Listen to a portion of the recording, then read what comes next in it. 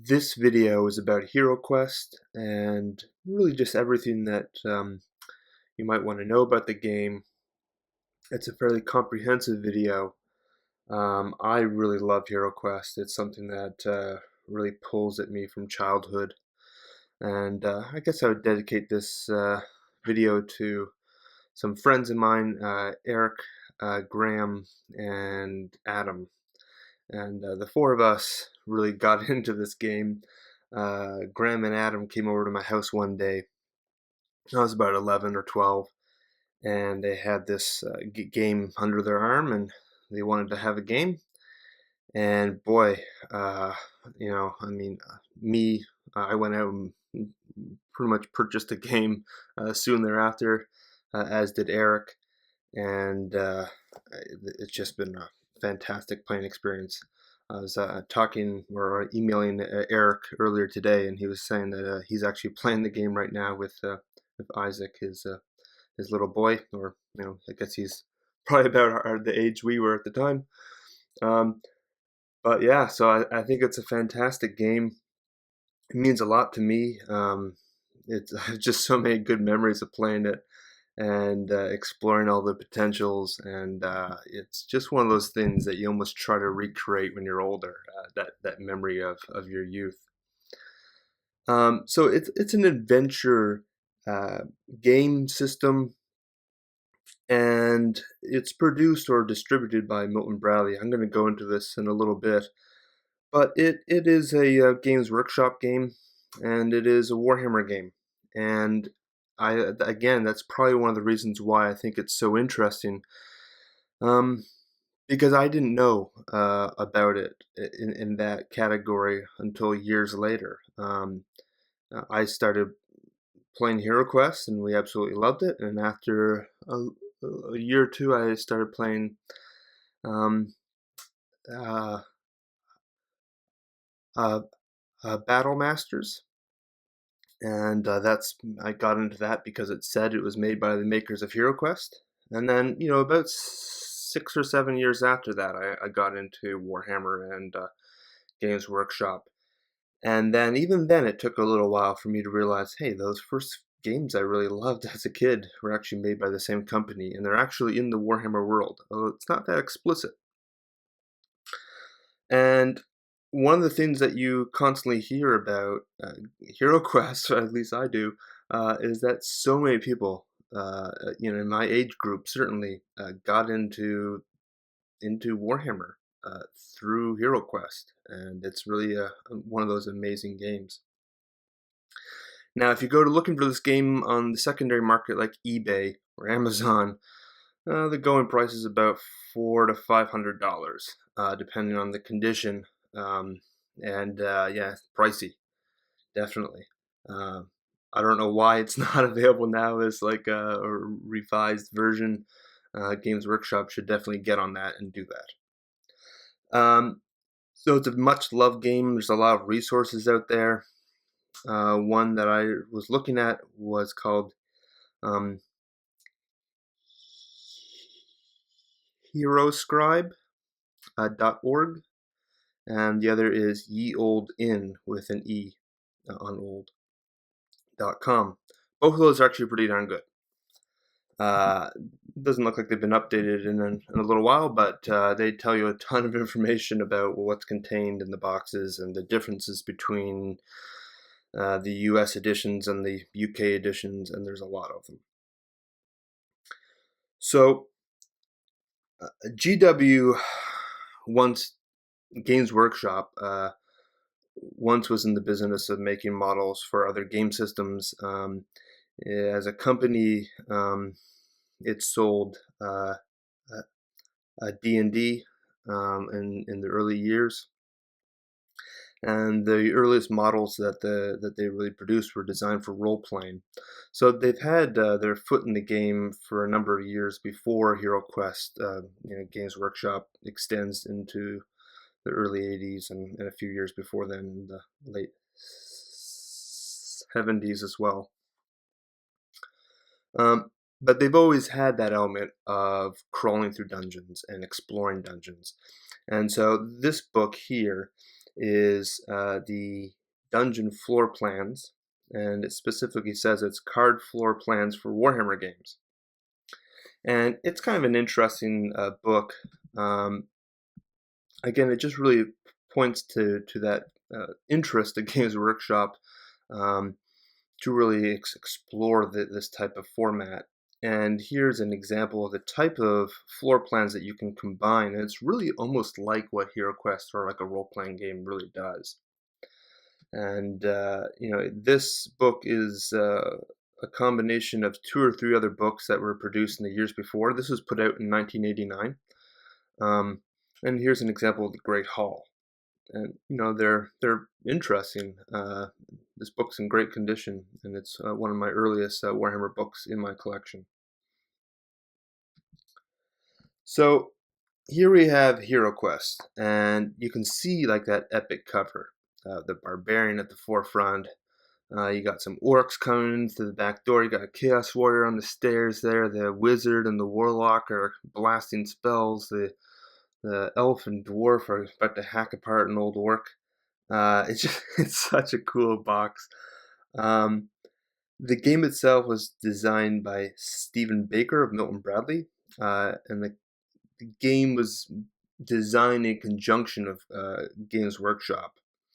But Milton Bradley is by far the most prominent name on the box. On the reverse of the box, you'll see Games Workshop, but it's definitely, and I think because it was Milton Bradley behind the name, it kind of got that reach into the market. I mean, I think this game was on store shelves at like anywhere where you can buy board games like Monopoly or anything probably had this alongside of it.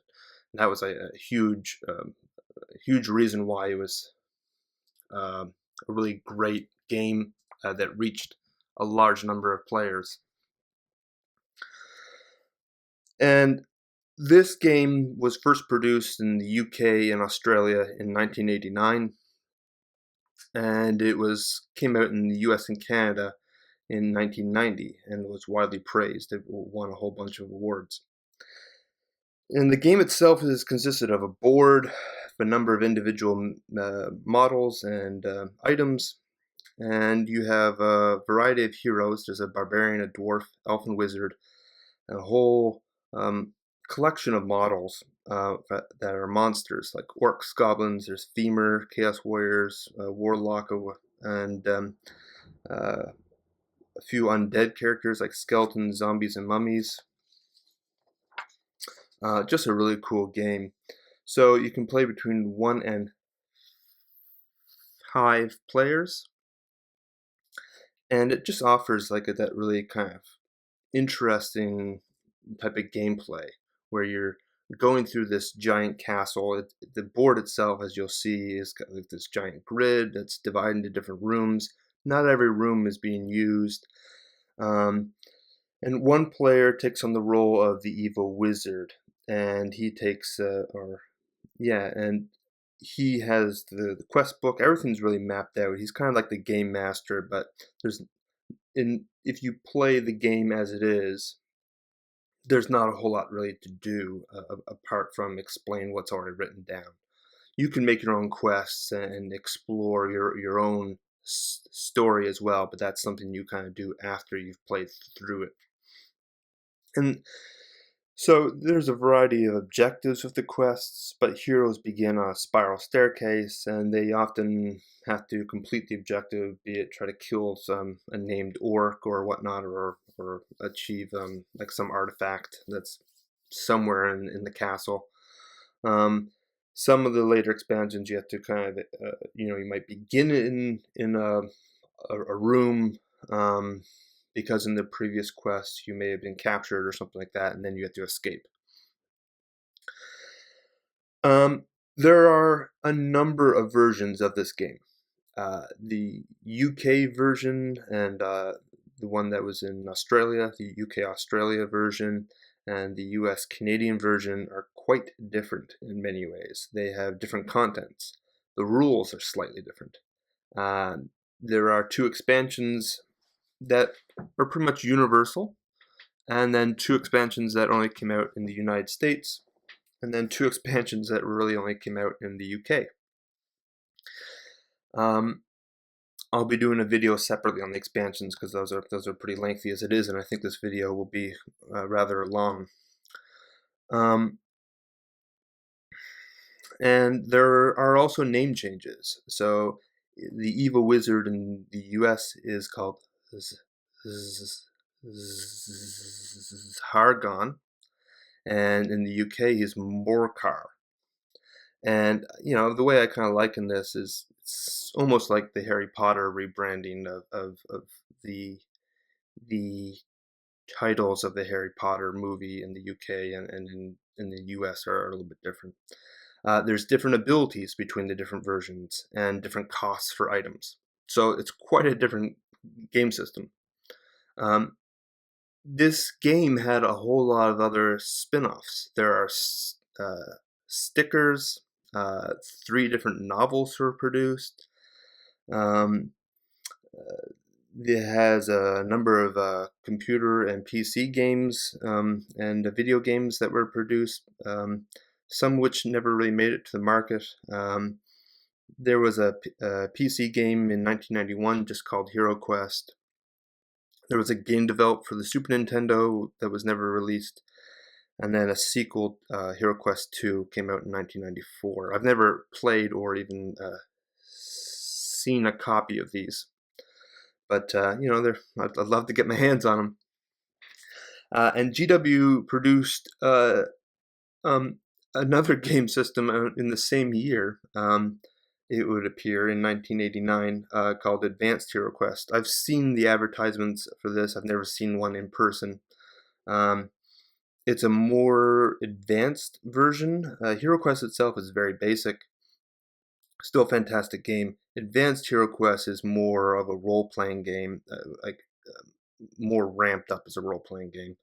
But it still offers the same exploring characteristics of a few different heroes going into a castle and exploring around, but it features more detailed and complex rules. It works off of a D10 system, and it introduces things like the Skaven are one of the major enemies in Advanced HeroQuest, and it was largely designed by Jervis Johnson. And also in 1995, Games Workshop produced Warhammer Quest, which again launches off of the HeroQuest kind of market and history. I've never had a chance to play either of those.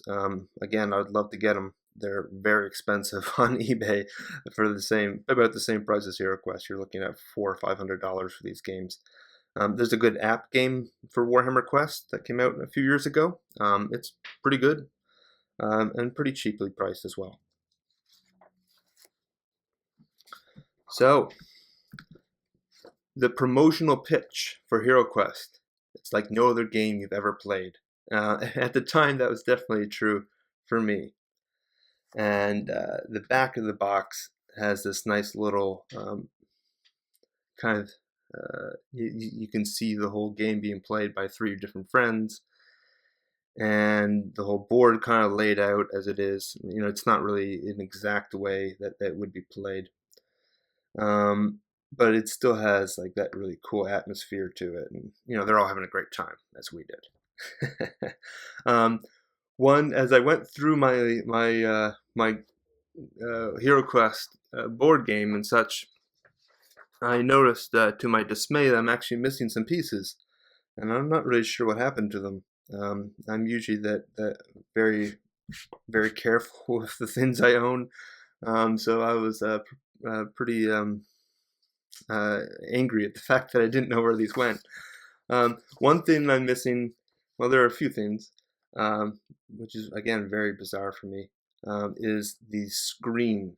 And the player that's playing Zaragon has this like little blue screen, as you can see here, and he puts the quest book behind that, so the other players don't really know what's on the map. In the US Canadian version, on the back of that, it has some of the a few rules relating to the basics of the game, and it lists the stats for the monsters. If I find the missing components including that screen, I'll do another video as just kind of an example of how they operated.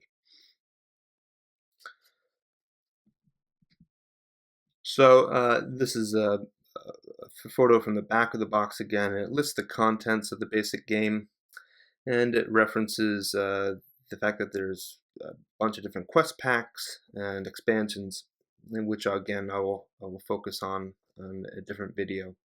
But what I wanted to also point out, you can see here, developed with Games Workshop, and I think that's kind of interesting. You'll never see a direct reference to Warhammer, as far as I know, on the HeroQuest box sets. Advanced HeroQuest might, but not the traditional HeroQuest. But it does take place in the Warhammer world, and I therefore consider it to be a Warhammer game. Alrighty. And the basic plot line is, kind of very basic. But what's interesting, if you get a chance to take a look through this, is that it does reference places in the Warhammer world without being too explicit. It mentions a lot of geographical places, things that are listed in the other expansions, things like Empire, the World's End Mountains, the places where the different peoples are residing and living. All the good guys are always lumped under the generic term of Empire for the most part, and all the baddies are under the generic title of Chaos. In this game, the enemies are always under the control of the evil wizard Zargon.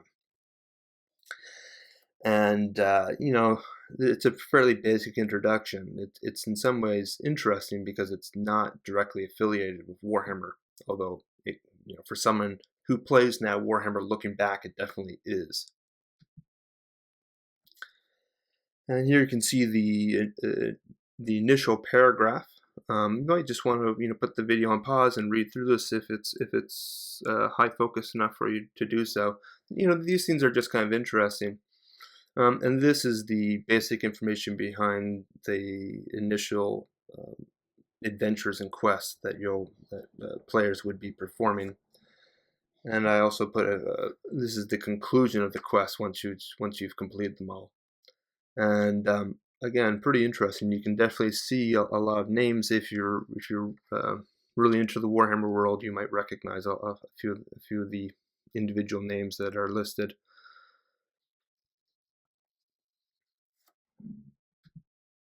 So the basic rule booklet is fairly simple. Again, it's a fairly basic game in terms of the plot, or in terms of the rules, which is why it worked, I think, so well. So the illustration is that evil wizard Zargon, and I'll go into a few of the actual mechanics later, but I don't want to focus a whole lot on that. The game board is divided into different tiles, and really kind of, you have a group of buildings, on the upper left, the upper right, lower left, lower right, and one large building or large room in the center. Now, when you're playing a game, not every room and every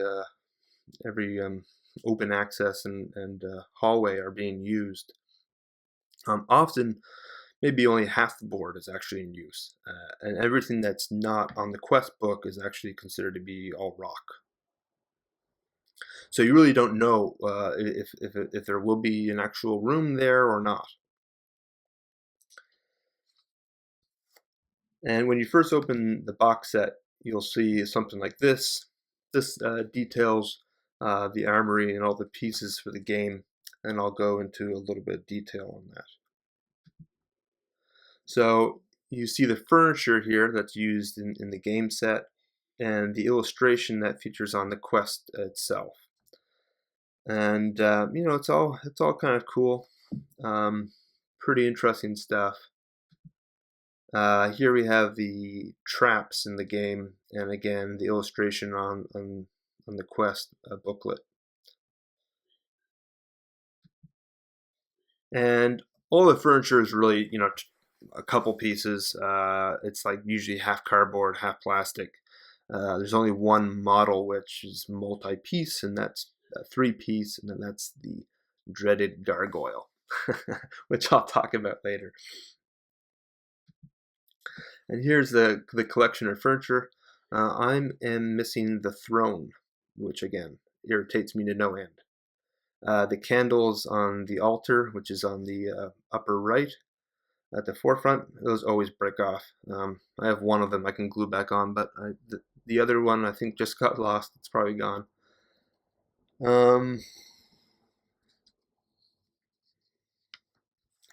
Yeah, again, really kind of cool, like little furniture pieces. So we have the open doors and the closed doors. These are really important, pretty basic stuff though. And we have some various items that use to represent walls, traps, rocks, and rubble. And there's a little pile of skulls on the right there. That's always important in Warhammer. There isn't a ton of skulls. It's not Warhammer. So each of the furniture pieces before, not everyone, but I think the bookcases and the cupboards and stuff like that all have like a little skull on top. And dice in the game is pretty simple. You move the 2 red, regular dice. The combat system is off of this the ones in the forefront. And the way that combat works is 3 sides of the dice are skulls, 2 are white shields, 1's a black shield. And you roll the amount of dice that you might have in attacks. Let's say your monster or your hero says that it can roll 3 dice, then you roll 3 dice. If you roll a skull, that's good. It means you're going to hurt the guy.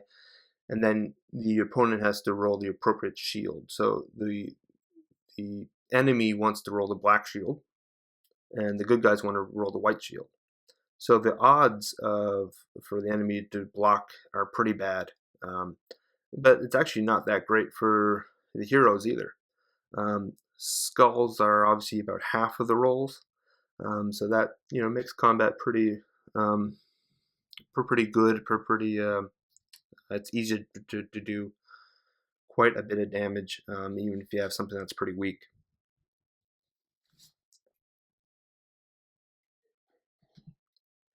And there are 4 basic characters, as I said: the barbarian, the elf, the dwarf, and the wizard.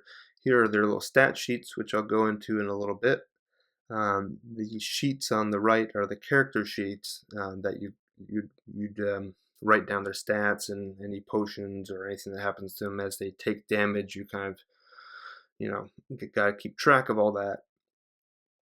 It keeps track of their weapon, and we went through all of those sheets in the course of our games. And the quest book itself contains everything that you need to do to play the game, and this is only accessed by the person that's controlling the evil wizard Zargon. And so here is one of the quests. This is the very first quest in the book, and it gives you an example of what that player will, when he's looking at the quest book, is able to access. So you can see that the map that you have access to, that's being played upon, is really only about half the board. The areas that are gray are considered to be all rock. So the goal in this objective is to kill the gargoyle in the middle room there.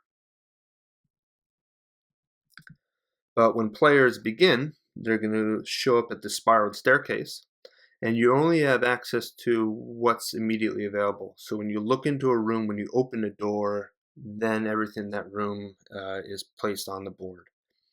But the heroes don't know. They know that the objective is to kill maybe, like in this case, I think they know that they have to go after that gargoyle, but they don't know what room he's in, nor do they even know what rooms are going to be in the quest. So from the perspective of Zargon, he sees all of these monsters.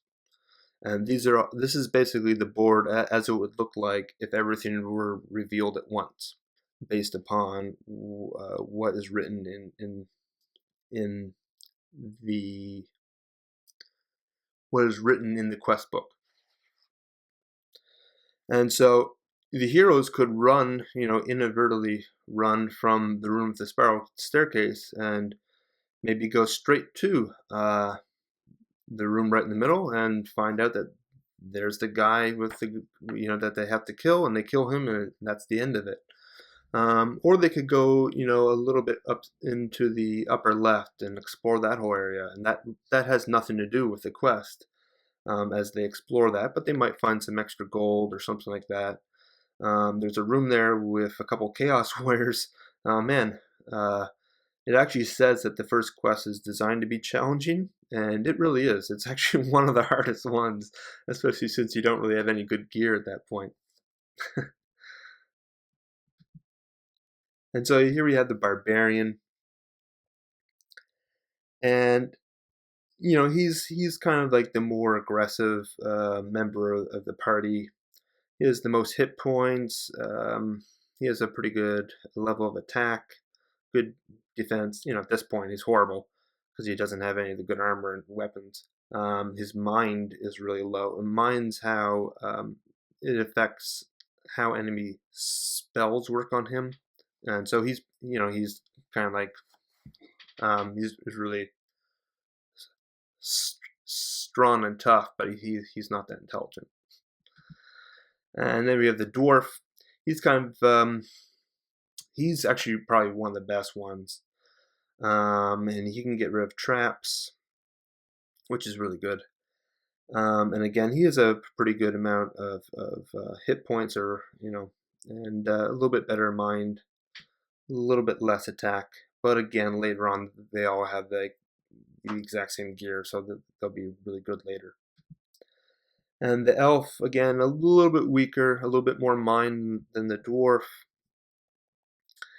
And he can use 3 spells. Now, going back to that dwarf, just as a note, that dwarf model, I'm going to be talking about the different models in the game later from the point of the monsters.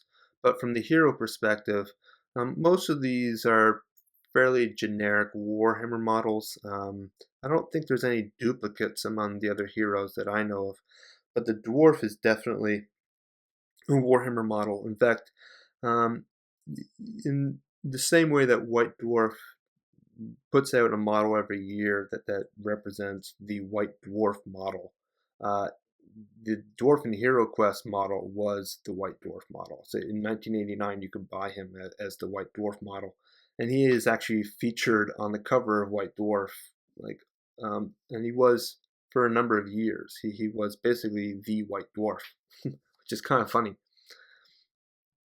Again, this is only something I realized, years later. And then you have the wizard. Jeez. We never played with the full the full amount of players. We always had maybe Zargon, and then the elf, the dwarf, and the barbarian. And so the wizard was always kind of like controlled by everyone, so everyone could kind of use him, and he's not that great. we always kind of hated him. Body points are only 4. His mind's good. He's next to useless in combat. It was just something like the spells don't really improve. Like he has like the exact same spells in the first quest as he does in the last one. They're kind of quirky. Only a couple actually, hurt monsters. Most of them are just kind of things that you can, move around through rock and do a bunch of. You can put like a monster to sleep and stuff like that. He's useful, but he never gets like great armor. I think he can't wear armor, so like he gets like a cloak. I think he can get for defense like a max of like 3, and with that low amount of hit points, he was really easy to do. If you were playing the enemy and you wanted to make sure these heroes do not make it through the end of your quest, the first target is the wizard. He can get knocked off real easy. And so this is the example of the armory that you could buy. You buy like a toolkit to help you get rid of traps. Not as good as the dwarf, I don't think. Yeah, well, actually it's better, 50%. So the short sword, you kind of skip that. Or rather, most people have that right off the bat. The wizard, I think the wizard can get, no, he can't even use that. Yeah, it's pretty pathetic. Yeah, he can use like the staff. They have 1 combat dice, and he can attack on an angle. So that's somewhat useful. He can't use any of this stuff. That's it, right? He can use the toolkit, the dagger, and the staff. But everyone else can use, a bunch of different things. So the crossbow is good, but most of the time you're going for like the helmet, shield, plate mail, and battle axe. That's like the absolute, when you're aiming for like getting your characters perfectly maxed out, that's the combat you want to go with. Technically, I guess if you're wearing plate mail, when you move, you only can roll 1 dice instead of 2. That's, I think, something we never really did. But you can kind of maximize, I think defense, you can max out on the dice. And combat-wise, the most you can get is 4. There are a few items you get through artifacts and things like that, as I'll show, but they're usually not as good as like the armory ones but by the end of the game. So here are the artifact cards. And there are only 10 at the beginning. So the first 3, Wizard's Cloak, Wizard's Staff, and Wizard Wand of Magic, obviously those are going to go to the Wizard, and that's about as good as he kind of gets. They're okay. When you first get them, you're like, yes, awesome. But, by the end of the game, it's like you're probably still going to, if Chaos Warrior runs up to you, he could potentially just, you're pretty much dead. But you can use your spells like in the middle of combat, to heal yourself up and things like that. But still, I mean, it's pretty rough. Again, like Orc's Bane and things like that. They're good swords, but not that great, by the end of the game at all. So the spells, there are 12 in the game, in the basic game. They're divided between water, earth, air, and fire. And the elf gets 3 spells, the wizard gets 9. There's rules for like how you divide those up. You basically pick one. We never had to argue much about it. I think we always gave the elf the water spell so that he could heal.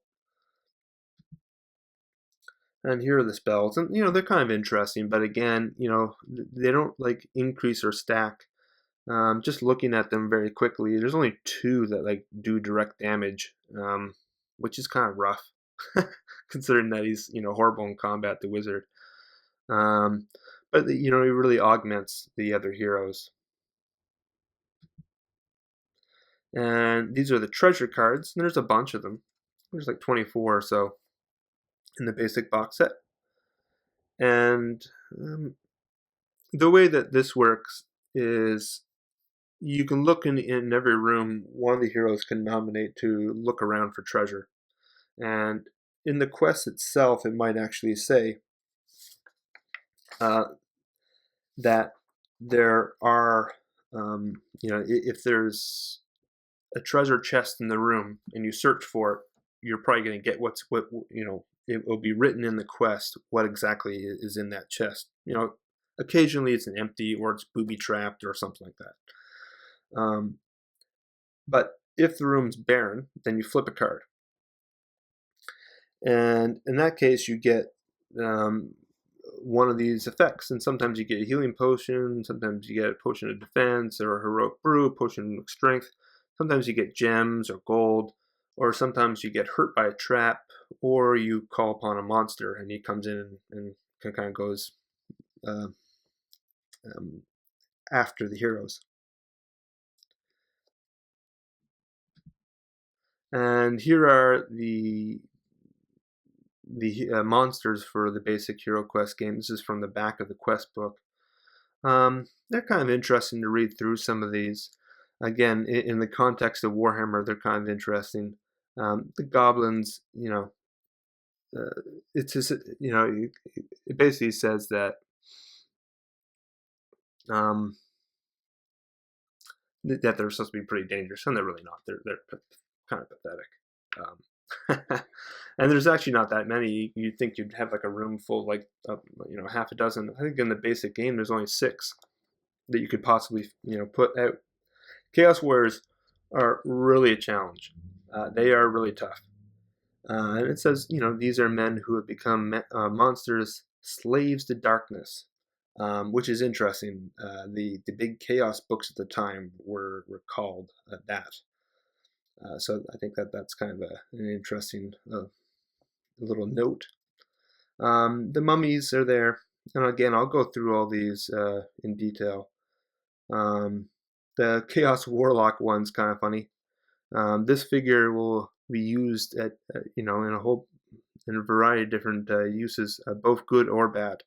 And when you look at the model, it's like, how can that possibly be like a good guy?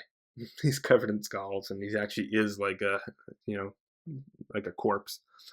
And the gargoyles are kind of funny, again, because I'll discuss later. These are creatures produced by chaos magic. In essence, they are stone statues of great monsters brought to life through arcane rituals. Their stone skin makes them very hard to wound in combat.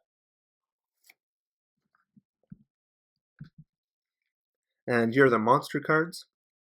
Again, I mean, the stats for the monsters are really all over the place. So here they are.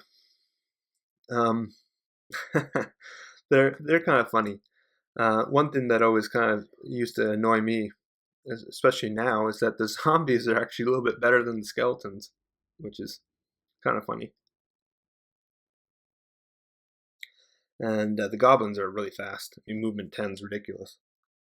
I think the guy in the expansion goes faster though. We'll see. And just like the heroes have spells, the Chaos guys have spells. These are mostly the Chaos Warlock. He's usually the only guy that can cast spells. Sometimes I think some of the other, I think if there's like a named Chaos Warrior or something, I think they can. These are the spells. Again, they can cause fear or lightning bolt, or they can bring on some orcs or undead, or put a hero to sleep, or put them under your command. That was always good. Again, you use that on the barbarian to, and then usually use him to go after the wizard. Now, what chaos spells the warlock has is determined on the quest. So, like, he doesn't have access to all 12 of these. He might only have like 3 or 4. Alrighty. So here's the Warlock again. I mean, he's not really usable as a good guy, even though sometimes he is. And I think almost every time he was used as a good guy, he kind of like ends up being bad and turning on you or something like that. I'd have to look at the quest. He doesn't have a dedicated card to him because his stats are always in the quest book. And again, he usually represents a named character. Like, I don't think there is a generic Warlock enemy that you fight against. And here's the mighty gargoyle, and decent movement, attacks about the same as a chaos warrior, defends a bit higher. That's about it. He just has a slightly better armor save than a chaos warrior, which in the game, because you have to roll that black shield, that's not that big of a deal. One thing I do want to say about these, most of these models, again, are found in the Warhammer range, even though they're not, that obvious or certainly for me, I mean, it never said Warhammer anywhere. This, despite what it says as a gargoyle, is really a bloodthirster of Khorne. if you play Warhammer, especially if you look at the older models for the Bloodthirster, that's exactly what this is from that time period. If you look at the Bloodthirsters from the late 80s, he is almost identical. He's plastic. All these models are, which is one of the best things about this game probably at the time, considering that everything else was not plastic for a number of years. He doesn't have anything on him that really suggests Khorne in terms of on his belt or armor or anything like that. But the Bloodthirster in the Warhammer line at that time didn't have any specific icons on their armor necessarily either. He does have the classic whip and the classic, hand, in this case a sword, usually it's an axe, and the wings. But the biggest thing that really points to it is that helmet design, the one that has that kind of horned kind of design where there's two spikes going off to the side and two spikes going up on kind of like a weird angle like that. That's actually on the Bloodthirster at the time. And if you look at the Bloodthirster released just earlier this year in 2015, there's an alternate head that has that exact same design. So there you go. And the 4 Chaos Warriors, again, these guys are rock solid. They have the same attack output as the heroes can muster. Their defend dice is not as good, and again, they have to roll, that black, roll that cursed black shield. But 3 hit points is really good, and they were rock solid. And again, these are almost identical to the Warhammer range. Here's an example. I didn't paint this, by the way, but here's an example of a Chaos Warrior of the time period. And I mean, near identical. Not quite identical, but it has the exact same pose and everything. And the Femur. These guys are pretty good, pretty solid. 2 hit points, 3 attack, 3 defend, pretty darn good. The Femur were interesting in the Warhammer world. Man, where to begin? So they were part of 3rd edition Warhammer, and they were really phased out in 4th edition. They were produced a bit too large. The models that they have for them in Warhammer are really about the size of like an ogre. They're larger than regular infantry. And when I was reading up about them in preparation for this video, it seemed like that was a mistake. There's indications like the original design team wanted them to be about the size of an orc, but when they went to be made and manufactured, and when they handed the idea over to the people that would make the models, they made them a bit too large. And that's one of the reasons why they didn't really succeed. They're too expensive. They're because it was all metal, and just didn't really work. The other thing is that the idea behind them, again, wasn't well thought out. The concept is that these guys lived in marshy and mist, but the matriarchs couldn't breed, so they had to steal people from local villages and use them to make more femurs as like some horrible and it's just what a horrible idea, and just wasn't that I guess it wasn't that popular, because when 4th edition came out, they weren't around anymore. Forge World does actually have 3 models for femurs, which you can buy, and they are on the scale of monstrous infantry, which is the way that they were in 3rd, which is kind of interesting. And here we have the orcs. And these guys are good. Only 1 body point. Pretty decent attack. Horrible in terms of armor and defense. You can knock these guys out really easily. I mean, if you walk up to an orc and don't kill it, in your first attack, that's pretty bad. So providing that they don't get the chance to attack, they're pretty easy to deal with. And again, there are orc models in the and Warhammer range that look pretty much identical. Here's the little gobbies. Pretty, again, decent attack. I mean, all you have to do is roll one skull to, have a chance to wound, and the odds are you're going to roll at least one with even their small amount of attacks. But, they're horrible at defense, ridiculous. And, yeah, pretty weak. There's the skeletons, kind of the same idea, pretty mediocre. I never really liked the undead in the game that much. I was kind of more into like the orcs and goblins and things like that. Here are the zombies. There's only 2 of them, and again, they're like their armor or whatnot, their ability to kind of roll for that black shield is better than the skeletons. So they're not as fast. It's 0 mind points, which is kind of funny. I guess it makes sense.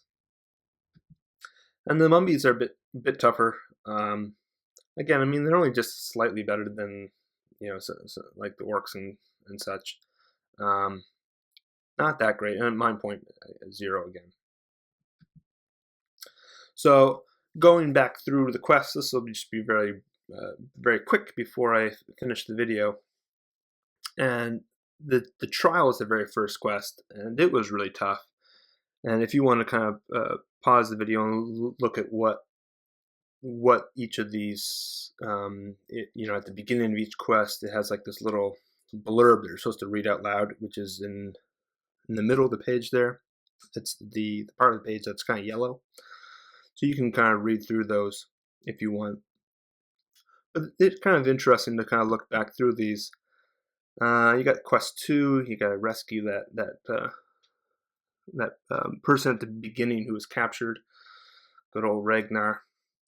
A lot of these were pretty simplistic. That they are not that difficult. You have the lair of the orc warlord here. Again, he's not much better than like a regular orc. In terms of his capabilities. And when you look at the quest itself, I mean, it's pretty small. It's only about 8 rooms. And here you have Prince Magnus's gold.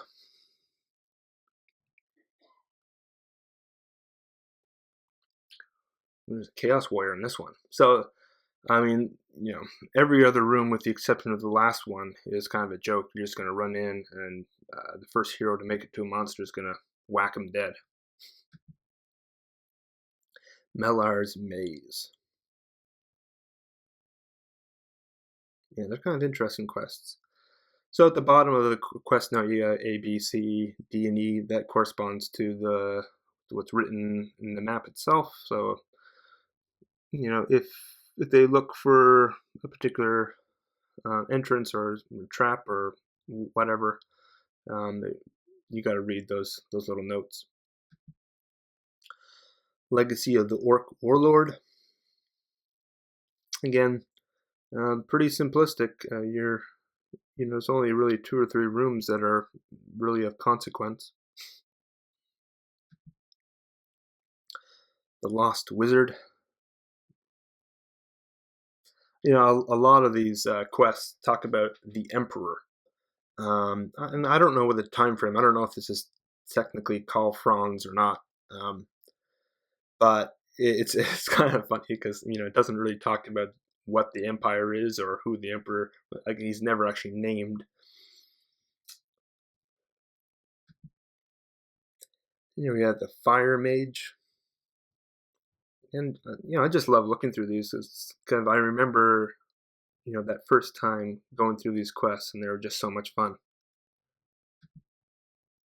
Race Against Time. Yeah, so in this one, I think at the end of the last one, you were captured and you kind of wake up. So I thought initially that this would be like a quest where you have to do it in 10 turns or something like that, but it's really not.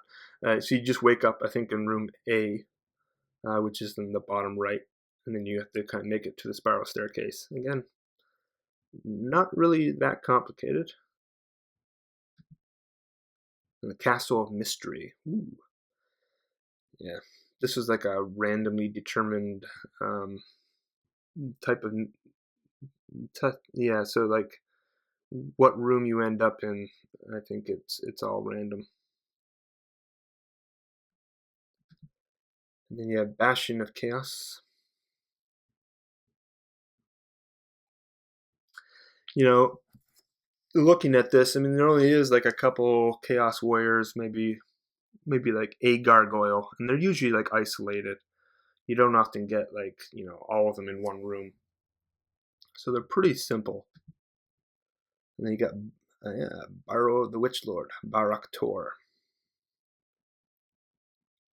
And the Witch Lord, I'm not really sure where that stands in Warhammer lore. Yeah, I mean it's obviously not the Lord of Undeath, the Gash, but some sort of other little minion. I don't know if he appears in the novels in the 80s or as a character elsewhere, but in this he's kind of like everything's controlled by the evil wizard Zargon, but he's not really he's not a character who you can actually go on a quest and attempt to actually kill. The Witch Lord is kind of like the big bad guy in this, and I think Quest for the Spirit Blade. There's an expansion called Return of the Witch Lord, and he comes back, and that's all pretty much an all undead one. And then there's one that's all orcs. Again, I'll talk about that in a separate video. And then you return to Barak Tor with that little sword, because I think the Witch Lord can only be harmed by using that sword. Yeah, and there's the stats for the Witch Lord. By this point, probably most of the heroes have like all the good armor and kit. They probably have a bunch of healing potions and everything.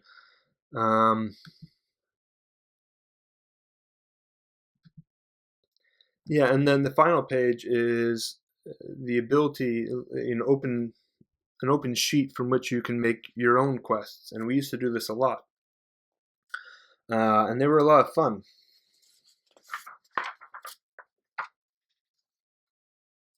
And I got pretty good at drawing all the little components. I don't think I actually drew like orcs and stuff. I think when it comes to putting a monster in there, I just wrote orc on the sheet. Admittedly, I was very uncreative. I think all my rooms, I remember having like a few quests that were like every single square in the room is monsters. And like the square that wasn't filled with a monster would be a trap because I couldn't draw a monster and one of those on the same square. It was pretty obvious when you walked in, like, okay, there's a pit trap and there's a pit trap.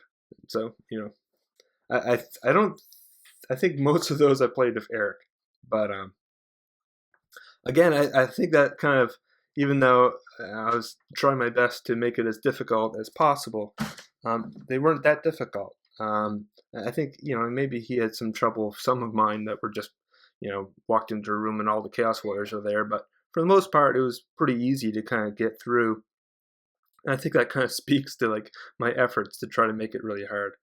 One thing I will say is some of the expansions are not easy whatsoever. Like, man, some of those are ridiculously hard. Like it's a game. I would say the game in difficulty was like a 3 or 4, maybe. Really not that difficult at all. Like you might lose like the wizard, but the others would be getting through fine. But man, when you get into the expansions, it ratchets up to like a 9 and 10, and like, they are rough. Like you'll pretty much wipe in almost every quest, it seems. Anyways, hopefully you enjoyed going through this with me. And yeah, if you have any questions, please post below. Otherwise, I'll be making a video this weekend or next weekend on the expansions. So have a good one.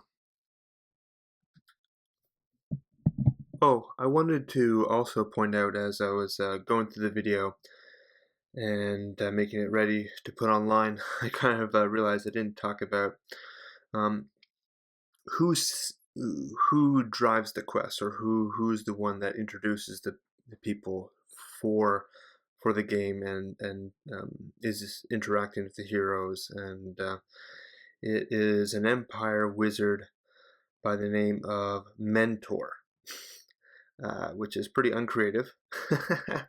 But there is a map of the Warhammer world on the back of one of the expansions, and it lists Mentor's home as in it's the map of the old world, and Mentor is um, right in the middle of the Empire, essentially. So I just thought I'd also add that onto the video. Thank you, guys. Bye.